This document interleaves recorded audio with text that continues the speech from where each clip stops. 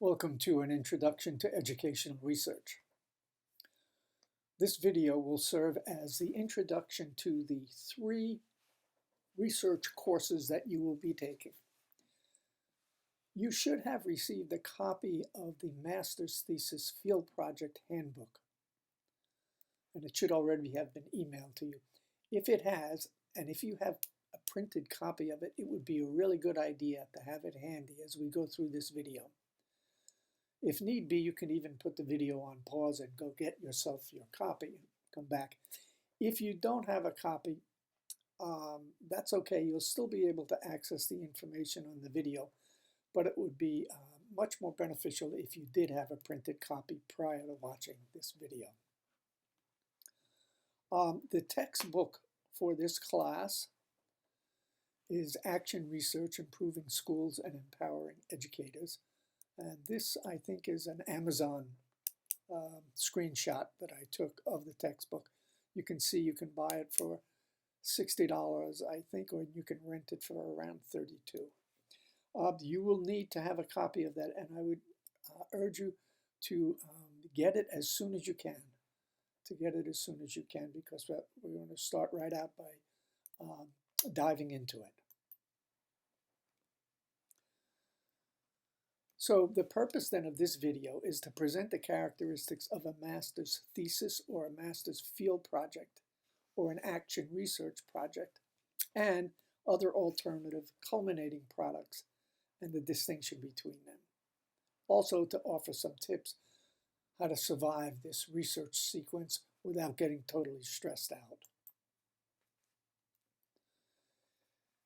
You will be taking 3 courses in educational research. The first one, EDU 710, an Introduction to Research for Educators, is this class.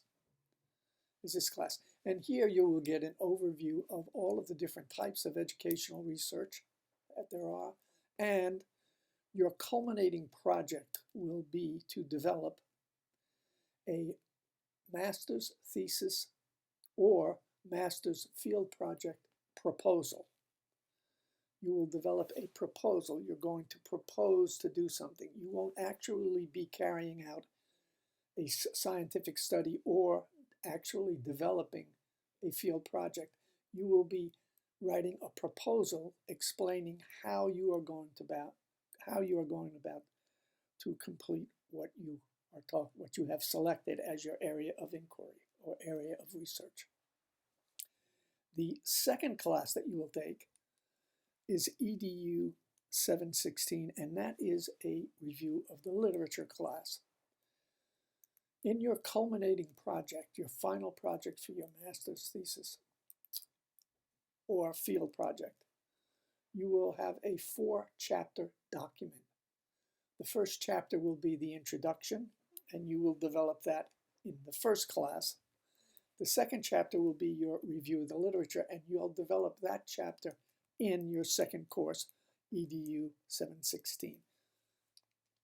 The third class that you will take is the EDU 795, which is your master's thesis field project seminar. And there you will develop chapters 3 and 4 and complete your culminating project. Now, I should have also emailed you a sample student research paper.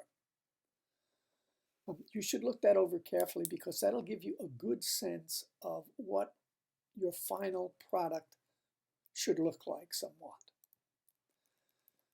And a final word before we continue. I would urge you to read pages 3 and 4 carefully in your master's thesis field project handbook. Page 3 deals with the university's expectations for master's degree scholarship and work, and page 4 offers you a 12-step guide to successful completion of your master's degree. Putting in a little time up front, getting a good understanding of the expectations and some steps that you can take will save you a great deal of time later on down the road. Okay, well, let's continue on here. Okay, so this is the objectives for this course. And this course is designed, as I said, to give you an overview of qualitative, quantitative, single case, and action research methodologies that are commonly used in the area of education and related social sciences. And the course is designed to help you critically read, evaluate, and design educational research. Let's look at some of the objectives here. Number one, demonstrate an understanding of the basic principles of scientific inquiry as they relate to educational research. So that's taking a look at the scientific method and how it relates to educational research. Demonstrate the ability to locate peer-reviewed journal articles, books, and documents on specific topics. Peer-reviewed is an important concept. It's an important concept. In fact, I won't go into a total discussion of it right here, but when we meet for our first Zoom meetings, we'll discuss what the difference between peer-reviewed and non-peer-reviewed is, if you are not familiar with the concept. Objective 3, demonstrate an understanding of the strengths and limitations of different research methodologies. And you will be presented with a whole bunch of different types of research methods that you can use. Objective 4, be able to appropriately cite and reference journal articles, internet sources, books, etc., using the publication manual of the American Psychological Association. Here are 3 resources for that manual. I would strongly suggest, if you can afford it, to get this manual. It's about $30, I think, and you can, it will serve you well through all 3 of your research courses. It'll save you a lot of time and a lot of aggravation also. On the top left side of your screen is the actual website of the American Psychological Association. You can see the URL up there, www.apastyle.org. And you can actually get the manual, order it from them. On the right-hand side is Barnes & Noble's, and they are selling it, as you can see, I think for about $31. And then the bottom is an Amazon, a screenshot from Amazon. And you can rent it for $30 or buy it for $52. Also, if you look on the internet, if you do some searching on the internet, I'm sure you can find a whole bunch of resources that have about the same content as the publication manual. But you will need to be able to write in scientific format and to note all of your references in the American Psychological Association publication manual style. So it's an important book to have. Okay, finally, Objective 5, demonstrate an understanding of the basics of how to conduct research and education using qualitative, quantitative, single case or action research methods of inquiry. And then finally, to complete Chapter 1 of your master's thesis field project in the form of a research proposal. And that's what you will be doing in this course. Okay, now let's take a look at just what is the distinction between a thesis and a field project and action research. A thesis is a scientific study. It uses a scientific method to answer a research question. It includes systematic method for examining a problem. It includes data collection procedures, data collection instruments, if there are any, like surveys or interviews, questionnaires, data collection analysis procedures, and a results section and conclusions. Some examples might be the use of differential reinforcement of incompatible behavior to decrease student callouts. That's a scientific study. It's using a specific behavior reduction strategy called differential reinforcement of incompatible behavior. And it's addressing reducing student callouts in class. Another example of a scientific study, the effects of positive reinforcement on in-seat behavior of a student with autism. Again, that's a scientific study. Now, a field project produces a product of some kind to address or solve an educational problem, dilemma, or need. The product's objectives and outcomes are identified, and usually using an action research model, which we'll talk about in a minute.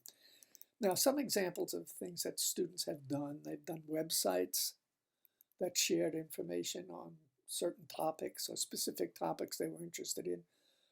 Some students have created in-service training modules, parent awareness training, computer software to address educational problems or to teach educational concepts. So almost anything that is not a scientific study can be considered a field project. Now, an action research project, as you can see, is systematic inquiry conducted by teachers, administrators, counselors, etc., social workers, to improve their own specific educational practice. So this is a local question usually. Local. It could deal with a classroom or a school or a district. And it basically has 4 broad steps: identifying an area or focus of inquiry or concern, collecting information, analyzing and interpreting the information you've collected about what you want to do, and then developing a plan of action to put your idea into effect.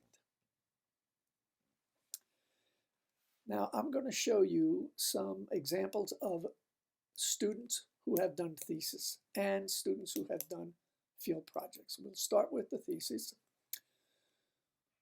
This is the effects of social story strategies on social skills of high school students with intellectual disabilities. This is a scientific study. By the way, you're looking at a poster, and every student who completes their master's degree puts their research thesis or field project in the form of a poster. Very simple to do. You'll be given a template to work with. It's very easy. But you can see that it's a summation of the particular study that you've done or the field project. This one happens to be a research thesis, a study. Here's another example: the effects of digital tools on developing literacy skills in middle school students. Another example of a scientific study, an assessment of community attitudes and behaviors to inclusion of youth with disabilities in youth sports and recreation. Another study. This obviously used questionnaire and survey to survey community attitudes. And finally, can students differentiate their own instruction? This particular student conducted a study to find out if students were able to differentiate their own instruction in the classroom. Now, here are some field projects that students have done. This was a workshop building awareness of the connection between good nutrition and student success, and this was a workshop for preschool families. Transformative teacher leadership. This was a training that a student did. Bring your own device, policy making and implementation. And this was a program that was instituted in a school where students had their own technology devices. And here's another: strategies for successful transition to college for students with Asperger's syndrome. And this was a guidebook for parents. So those are some examples of student theses and student projects. Now, one of the things you're going to do when you're setting up your proposal in this course, in this specific class, is you're going to have to write an introduction. Your chapter 1 will be an introduction. And you're going to have to set up a logic chain where you're going to start out with sort of a broad idea, and then you're going to narrow it down and funnel it down into a specific research question. I'm going to use my doctoral dissertation as an example of the logic chain that I set up. My area is in special education, and the actual dissertation, my dissertation was really a field project. I developed computer software that allowed teachers to collect direct observational data in a classroom by using a remote control device, so that the teacher did not have to be near a computer. In fact, the computer did not even have to be in the classroom. It could have been in another classroom or in a closet. And they had a little device about the size of a credit card that they could just click, and it would allow them to collect direct observational data. But anyway, so I had to create a logic chain. So here's how the logic chain went. A signature component of the Individuals with Disability Act is that each student has an IEP which contains broad goals and specific objectives to reach these goals. However, IDEA gave no guidelines or offered to measure or monitor progress towards these goals. And there's a citation to support that specific step in the logic chain. So I did some examination of the literature, and research indicates that when goals and objectives are monitored and measured, student performance increases. So if goals and objectives are monitored and measured, student performance increases, and I gave a citation to support that also. Teachers generally do not collect observational data on performance because they sort of lack specific knowledge, or they see it as too time-consuming, or they don't see a need for it. And I offered several citations to support that step. Recent developments in technology can greatly assist teachers in the collection and analysis of direct observational data. Well, again, as I'm going through this, I'm reading all of the different research literature, and these are the facts that I'm finding out that research points out. So technology seems to be helpful, but the present technology, although helpful, leaves the user, the teacher, chained to the computer keyboard. I give citation for that. And so, therefore, the need for the development of a remote control direct observational data collection system. So that's what I developed. So I started with a big idea, starting out with the basic IDEA, the special education law, and its need for goals and objectives, and worked all the way down to my question or my area of inquiry, which was the development of this software. And the thing to note here is that each step in your logic chain is supported by existing research. So that's very important. So you'll be going through that kind of a process. You'll be starting out with sort of a big idea and then funneling it down to your specific researchable question or field project. Okay, so on the screen, what you see right now are the components of a master's thesis and field project. So whether you are doing a thesis or a field project, you'll have a title page, and you can see the title page is page 25 in your master's thesis field project handbook. All you have to do is just copy that. You'll have a signature page, and an example of that is on page 26 in your master's thesis field project handbook. You'll have an author's release on permission, and that's page 27 in your handbook. You'll have a page that's for an abstract. You'll have a page for acknowledgments, which is optional. You'll have a page for a table of contents and appendices, if there are any.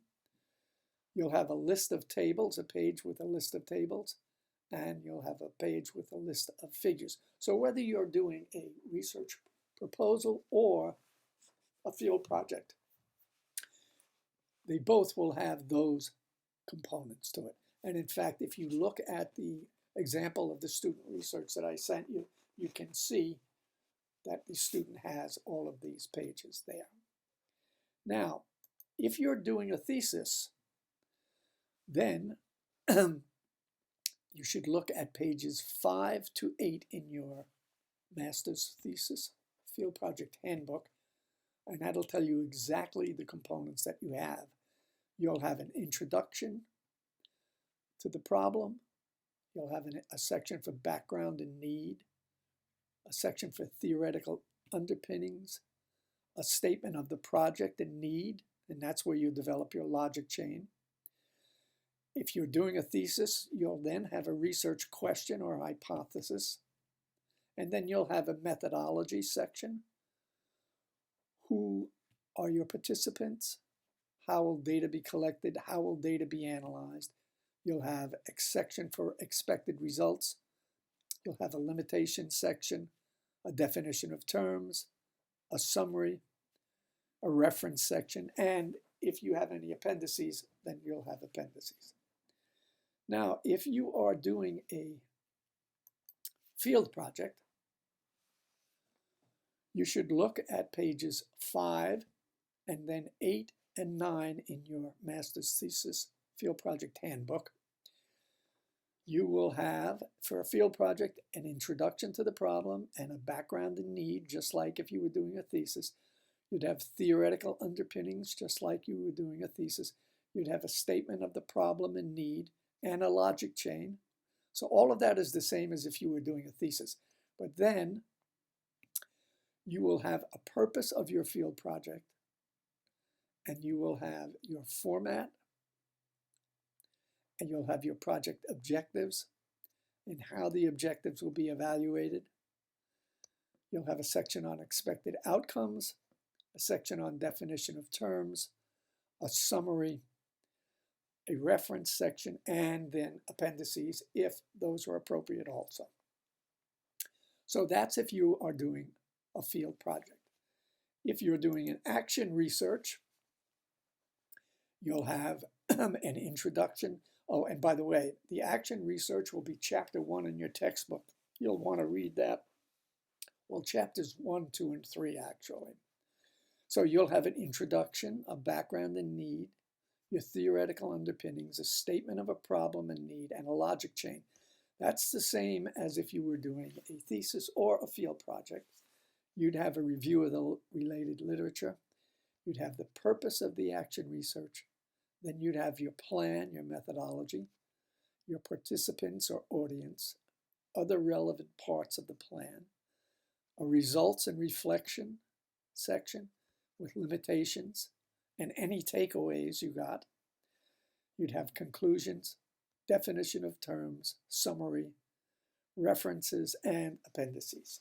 So those are the steps or the parts of each of either a thesis or a field project or an action research project. And again, for the thesis, pages 5 to 8 in your master's thesis field project handbook. For a field project, pages 5 and then pages 8 and 9 in your master's thesis field project handbook. And the action research project, chapters 1, 2, and 3 in your textbook. Okay, so it says don't panic, some points to consider. And you can read this. A concern that you may have is how is it going to be possible to cover the course content and to develop a research field project proposal in the span of one semester? Okay, consider the most important task is going through the research process, learning how to do the research process. That's the main goal of this particular class. It's not on developing the ultimate research proposal, or we're not trying to save the world here. We want you to get a good understanding of what is involved in the research process. And the course will also present you with an action research model. And the learning the process of designing and conducting action research is much more important than the final product you produce. And you can see the steps in the action research and read chapters 1, 2, and 3 in your text. You identify and limit an area of focus. You collect your information and research on it. You analyze and interpret the information you've collected, and then you develop a plan to put your idea into action. If you can become familiar in designing and implementing an action research project, you will have met the goal of the course, and you'll be prepared to carry out this process over into your teaching career. So, try and relax and give some thought to your areas of inquiry.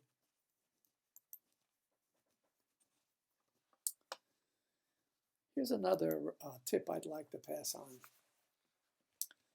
You're going to be reading a lot of research articles, and you're probably going to be highlighting them, underlining them. And then when it comes time to write your actual chapter 1 with an introduction and a background and need and a rationale section and a logic chain section and a methodology section and all of that, you're going to wind up with a bunch of articles with a whole bunch of underlining. So I'm going to share this with you. As you're reading, you realize that there is part of an article that you're reading that would fit nicely into the introduction section of your research proposal, where you're discussing the big picture. So you highlight that in red. So in any time you're reading the research articles, anytime you come across something that might go into the introduction or might fit nice into your introduction, you highlight it in red. And then you continue to read further, and you come across a passage that you say, oh, this might fit really well in my background and needs section. So you highlight that in green. And again, you continue to read, and you come across something else that's, oh, this might fit in my rationale section, and you highlight it in blue. So you wind up with a series of articles whose information is color-coded into useful categories to match the sections of your proposal that you're writing. So when it's time to write your introduction section, you go to all the research articles and you pick out the red that's underlined. And you can use those then as your prompts to develop that.